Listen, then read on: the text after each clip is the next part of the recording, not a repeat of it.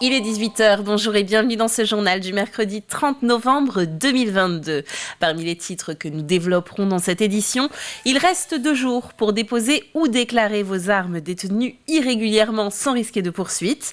L'opération nationale fonctionne bien, nous nous en rendons compte à l'hôtel de police de La Roche-sur-Yon. Et puis des cigognes installées sur un poteau électrique, c'est l'intervention inhabituelle à laquelle ont été confrontés les techniciens Enedis. Des dispositifs ont été développés pour éviter cette situation, vous le verrez. Enfin, professionnels de santé et troupes de théâtre, les baladins de la médecine se produisent au bout pair avec leur spectacle Flagrant délire. Les bénéfices sont reversés à des associations.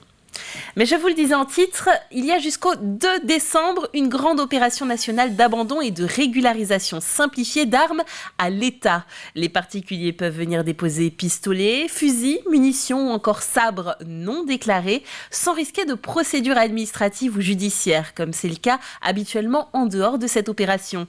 En France, 21 000 armes ont déjà été déposées depuis le début de l'opération. Un succès inattendu. Notre reportage à l'hôtel de police de La Roche-sur-Yon.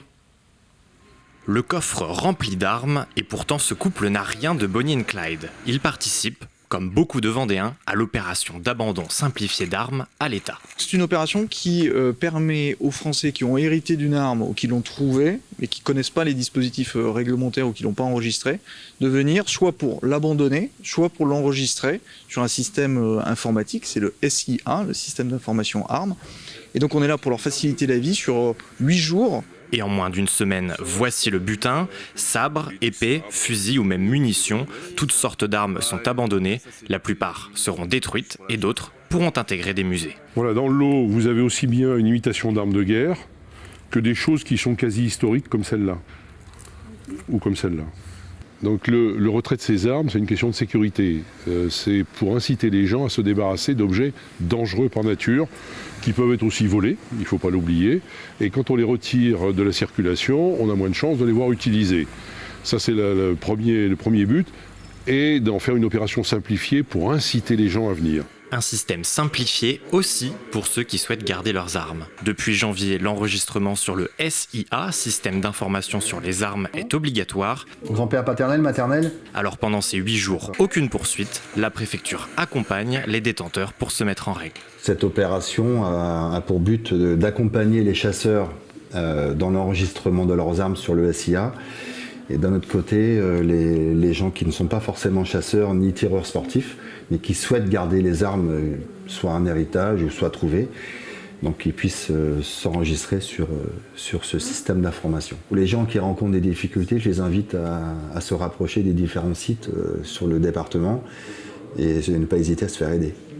Voilà. Mais quoi qu'il en soit, il faut se faire enregistrer rapidement. Pour bénéficier d'une aide, il faudra même le faire très rapidement. L'opération se termine vendredi. Et pour déposer vos armes en Vendée, rendez-vous à l'hôtel de police de La Roche-sur-Yon et dans les gendarmeries des Achards et de Fontenay-le-Comte. La grogne des professionnels de santé continue. La semaine dernière, les médecins généralistes manifestaient vendredi. Cette fois, une intersyndicale s'est formée avec les internes, les psychiatres ou encore les biologistes. Une grève menée avec plusieurs objectifs. 50 € pour les consultations prodiguées par les libéraux et une plus juste reconnaissance pour les psychiatres et les biologistes. En toile de fond, tous espèrent surtout de meilleures solutions pour leur patientèle. Et santé toujours, les services pédiatriques vendéens sont au bord de la saturation depuis déjà 3 semaines face à l'épidémie de bronchiolite. Une bronchiolite plus intense et coriace de l'aveu des médecins. La situation est très tendue puisque le CHD de Vendée doit également prendre en charge de nouveaux patients suite au déclenchement du plan blanc par le CHU de Nantes. Les collègues du CHU nous appellent tous les jours pour savoir si on peut prendre des enfants. Ce qu'on fait depuis quelques semaines, sous réserve aussi de notre niveau de saturation. Ça, c'est inédit pour nous et personnellement et pour l'équipe, ça nous inquiète énormément parce qu'on se retrouve dans une situation où notre CHU de référence, notre niveau 3, se tourne vers nous pour nous demander de l'aide. Qu'est-ce qui se passe si nous, on a un enfant qui est intubé, qu'on doit intuber, qui relève d'une réanimation, qu'on ne pourra pas prendre en charge avec la sécurité qu'il se doit? Qu'est-ce qui se passe si notre CHU est complètement saturé? Allez, partons à présent du côté de Longeville-sur-Mer pour suivre Enedis sur un chantier peu commun. Des cigognes ont choisi d'installer leur nid sur un poteau du réseau électrique. Alors la vue est sans doute imprenable, mais ce choix est peu judicieux pour leur propre sécurité. Il s'agit alors pour les techniciens de les déménager tout en assurant la sécurité du réseau électrique. Colline Davy s'est rendue sur place. Un nid d'une centaine de kilos perché sur un poteau électrique. Des cigognes s'étaient installées ici, mais il est temps de déménager, trop dangereux pour elles et trop de risques pour le réseau électrique. C'est une opération qu'on mène annuellement avec les LPO dès qu'ils nous ramènent un point qui pourrait être accidentogène. On intervient le plus rapidement possible pour déposer et pour protéger les réseaux. Enedis envoie pour cela une équipe chargée d'enlever le nid, puis d'installer une protection avifaune, ce petit panneau fluorescent. Pour l'opération, 1 heure de coupure électrique et le tour est joué. Donc il y a 2 types de manœuvres possibles. C'est soit on fait ça sous tension, sans couper le courant. Ça, c'est essentiellement sur les réseaux haute tension, on arrive à le faire.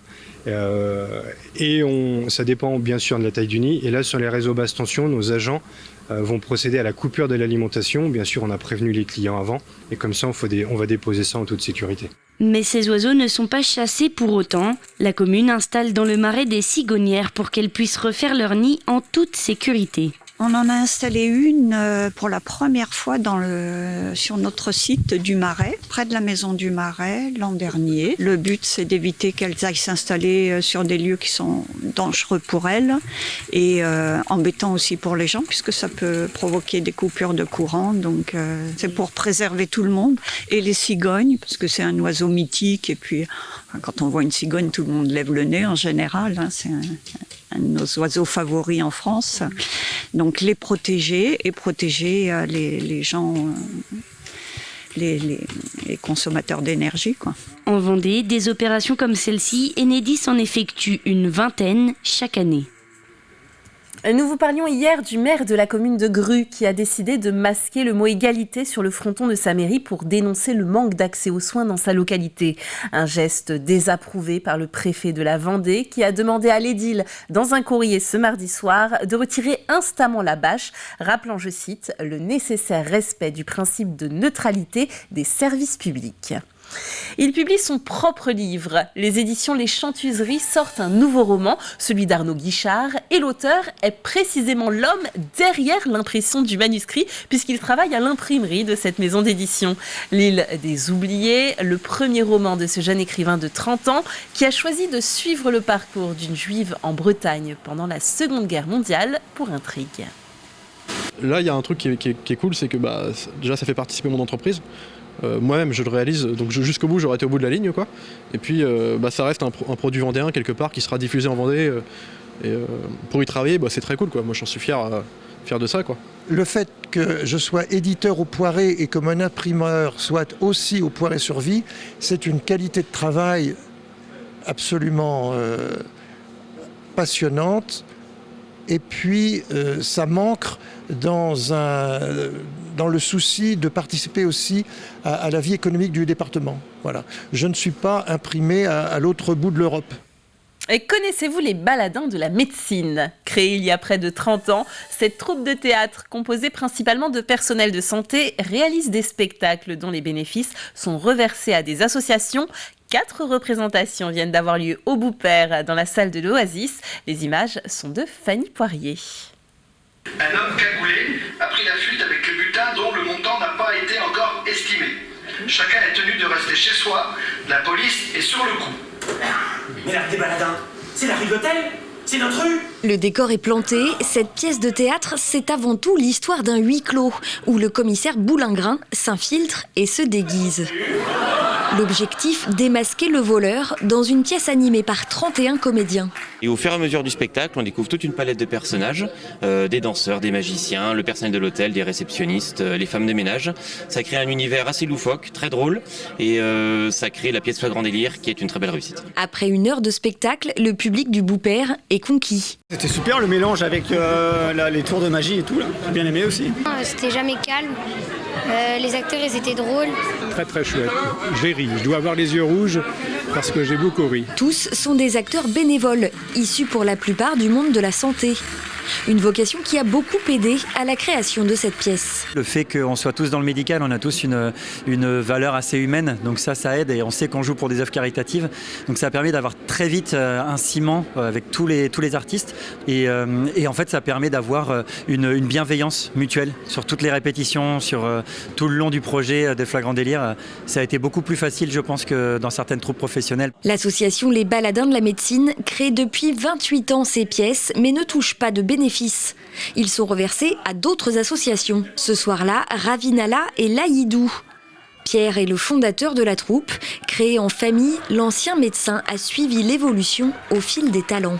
On est passé du cirque à la scène avec des spectacles beaucoup plus théâtrales, avec une partie comédie, des danses, des chants et beaucoup de visuels, magie, etc. Donc ça a évolué les spectacles. D'autres représentations sont prévues à Saint-Laurent-sur-Sèvre les 28 et 29 janvier.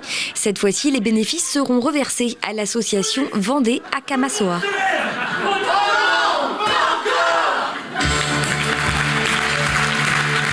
On jette un œil à la météo avant de se quitter et les nuages restent nombreux dans le ciel vendéen en ce jeudi. Le vent de nord-est soufflera à 30 voire 40 km/h en pointe et les températures restent fraîches. Elles oscilleront entre 1 et 3 degrés sur le continent le matin, 4 à 5 pour les îles et puis dans l'après-midi, vous le voyez, elles monteront seulement jusqu'à 8 à 10 degrés. C'est la fin de cette édition. Merci de l'avoir suivie.